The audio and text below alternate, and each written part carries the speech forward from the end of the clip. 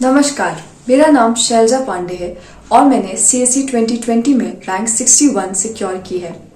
इस वीडियो में मैं आपके साथ शेयर करूंगी कि हम कैसे अपना प्रेजेंटेशन स्किल इम्प्रूव करें।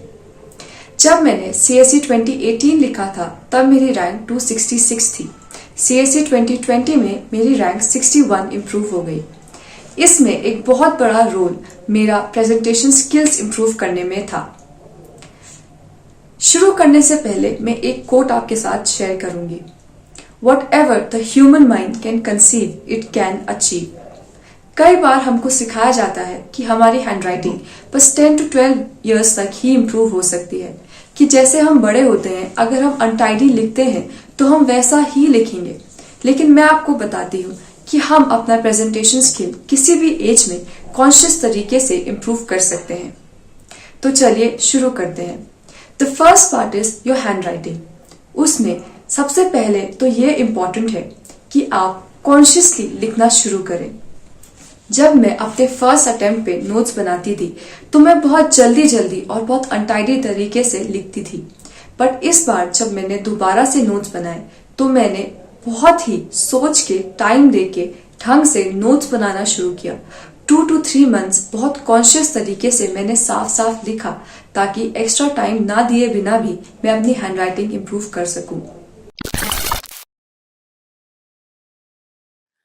उप्स, इस रुकावट के लिए सॉरी, पर आपकी यूपीएससी की तैयारी में कोई बाधा ना आए, चाहे वो रिसोर्सेज की हो या सही गाइडेंस की।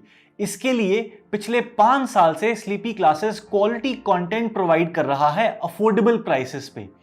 यूपीएससी कोचिंग में हमने एक भ्रम को तोड़ा है कि ओल्डेस्ट इज द बेस्ट या महंगा सबसे बेहतर है, और हमारी सैकड़ों सक्सेस स्टोरीज इस बात की गवाह हैं।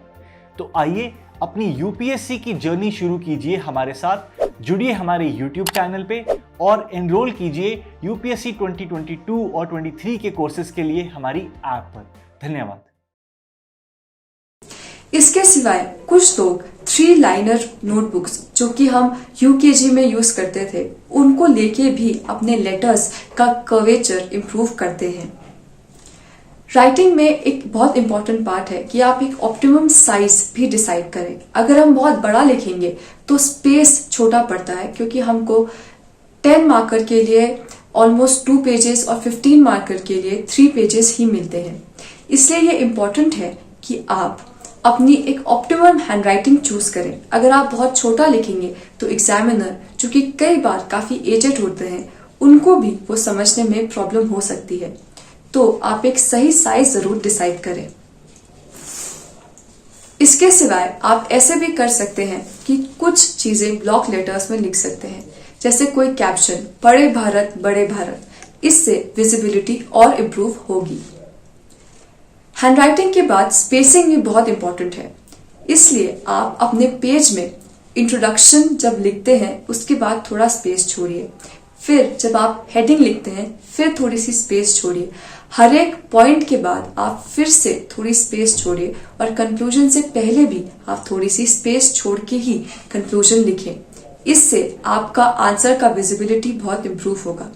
हमेशा मार्जिन्स में लिखना अवॉइड कीजिए, क्योंकि इससे बहुत बुरा इंप्रेशन जाता है कि आप एक इंस्ट्रक्शन कि do not right on the margin को ही फॉलो नहीं करते हैं। छोटी चीजें जैसे किस तरीके का बुलेट आप यूज करते हैं वो भी बहुत इंपॉर्टेंट है। जब मैं फर्स्ट अटेम्प्ट में लिखती थी तो मैं बस एक एरो जैसा बुलेट बना देती थी, जो कि बहुत अनटाइडी लगता था। उसके बाद मैंने मेन हेडिंग के लिए एक स्क्वायर शेप बुलेट और सब हेडिंग्स के लिए राउंड शेप बुलेट चूज किया, जो कि ज्यादा नीट लगता था। इसके साथ साथ आपको अपनी हेडिंग्स हमेशा बॉक्स में डालनी चाहिए और जो इम्पोर्टेंट वर्ड्स होते हैं उनको अंडरलाइन भी करना चाहिए। आप अपना पूरा आंसर लिखने के बाद अंडरलाइन का वेट ना कीजिए, बल्कि लिखते लिखते ही अंडरलाइन करने की आदत डालिए, क्योंकि अगर आप आंसर लिखने के बाद अंडरलाइन करने की सोचेंगे तो आपका टाइम थोड़ा बढ़ जाएगा।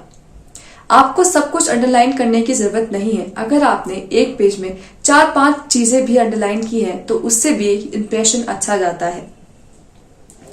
इसके सिवाय आप बहुत सारे डायग्राम भी यूज कीजिए। इसमें आप हमेशा अपने डायग्राम को भी एक बॉक्स में अंदर रखिए और कुछ डायग्राम्स जैसे कि इंडिया का मैप आप हमेशा हैंडी रखिए ताकि विद इन सेकेंड्स आप उसे बना सके। डायग्राम को हमेशा आप एक नंबर देना जैसे फिगर 1 और उसका हेडिंग बॉक्स के बाहर लिखना ना भूलें। अगर आपके पूरे आंसर शीट में बस टेक्स्ट ही टेक्स्ट है तो एग्जामिनर को मोनोटोनस लग सकता है, इसलिए कुछ कुछ पॉइंट्स लिखने के लिए आप जरूर डायग्रामेटिक ब्लॉक्स यूज कीजिए। जैसे अगर पोषण अभियान के टारगेट्स है तो उनको डायरेक्टली लिखने से अच्छा आप एक छोटा सा ट्राइंगल बना के उनको लिख सकते हैं। वैसे ही अगर किसी के प्रोज और कॉन्स है तो उसमें भी आप एक 4 जो नॉर्थ वेस्ट ग्रिड के जैसे है उसको बना के आप प्रोज कॉन्स लिख सकते हैं। साथ ही साथ आप कौन सी पेन यूज करते हैं ये भी बहुत इंपॉर्टेंट है। कुछ लोग पायलट यूज करते हैं, कुछ लोग ट्राइमैक्स यूज करते हैं। इसमें भी कौन सा साइज ऑफ निब, अगर आपको V7 यूज करना है वो ज्यादा कंफर्टेबल है या V5 यूज करना है, कौन सी पेन आपके लिए ज्यादा लाइट है, और उस पेन के साथ sustained practice even while making notes बहुत आपकी हेल्प करेगा।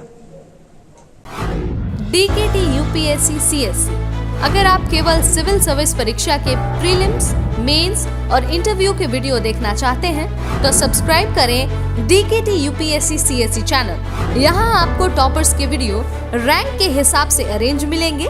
चैनल के लिंक के लिए डिस्क्रिप्शन बॉक्स में जाएं। आंसर राइटिंग इंप्रूव करने के लिए आपको लर्निंग भी बहुत इंपॉर्टेंट रहती है। अगर आपको चीजें जो आपके सिलेबस में है, स्पेशली स्टैटिक जैसे GS1 में सोसाइटी में रीजनलिज्म है, अगर आपको उसकी डेफिनेशन, उसके प्रोज एंड कॉन्स, उसके एग्जाम्पल पहले से ही याद है तो आप फटाफट उसको अच्छी राइटिंग में लिख सकते हैं। इसलिए जो चीजें आप याद कर सकते हैं उनको आप जरूर पहले से ही अच्छे से याद कीजिए ताकि एग्जाम में आप फटाफट नीटली लिख सकें। और फाइनली मैं कहूंगी कि इसके लिए आपकी आंसर राइटिंग भी बहुत इंपॉर्टेंट है। इसमें आपको एवरीडे आंसर राइटिंग करने की कोई जरूरत नहीं है, but at least for 2 to 3 months आप आंसर्स लिखिए और किसी से चेक कराइए ताकि आपको फीडबैक मिलते रहे। जब आप टेस्ट लिखते हैं, फॉर एग्जाम्पल मेंस और मेंस से पहले जब आप टेस्ट लिखते हैं तब भी आप उस प्रैक्टिस को करते हुए बहुत इम्प्रूव कर सकते हैं। जितना ज्यादा आप टेस्ट लिखेंगे, for example maybe 12 test, तो उससे आपको अपने आप ही कैसे फास्ट लिखना है, कैसे नीट लिखना है, फीडबैक से ओपिनियन लेके बहुत हेल्प मिल सकती है। आप टॉपर की जो पुराने आंसर बुकलेट्स है उनको भी जरूर देखिए, उससे भी आपको बहुत हिंट्स मिलेंगी कि आंसर राइटिंग कैसे इम्प्रूव कर सकते हैं। एंड में मैं यही कहूंगी कि आपका कंटेंट कितना ही अच्छा क्यों ना हो, अगर आपका प्रेजेंटेशन अच्छा नहीं है तो आपको मार्क्स नहीं मिलेंगे। और आपका कंटेंट कितना ही ऑर्डिनरी क्यों ना हो, लेकिन अगर आपका प्रेजेंटेशन नीट है और अगर एग्जामिनर को वो पसंद आया तो जरूर आपको एक एज मिलेगा। इसलिए कॉन्शियसली आप ट्राई कीजिए कि आप अपनी हैंड राइटिंग, अपना स्पेसिंग, अपना लर्निंग इंप्रूव करें और बेटर मार्क्स लेके आए। All the best to all of you and thank you for watching DKT।